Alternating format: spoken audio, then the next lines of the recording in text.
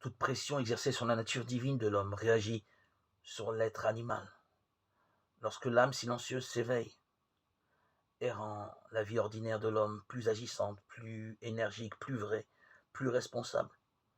Pour m'en tenir aux deux exemples mentionnés, j'ajoute l'occultiste qui s'est retiré dans sa citadelle a trouvé sa force. La conscience qu'il aura désormais des exigences que lui impose son devoir est immédiate.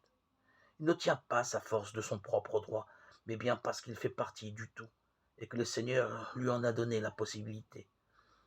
Aussitôt qu'il est à l'abri de l'oscillation de vie et peut demeurer inébranlable, la voix du monde extérieur lui crie de venir travailler avec lui. Il en est de même pour le cœur. C'est quand il ne désire plus rien prendre qu'il lui est demandé de donner abondamment la lumière sur le sentier.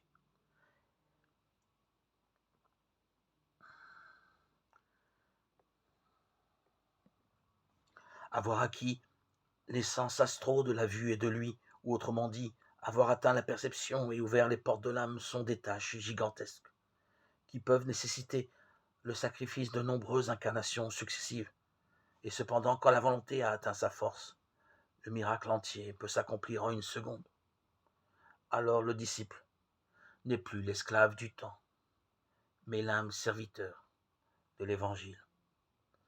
Ces deux premiers pas sont négatifs, c'est-à-dire qu'ils impliquent le fait de s'être dégagé d'un présent état de choses, plutôt qu'un mouvement en avant vers une autre condition. Les deux pas suivants sont positifs.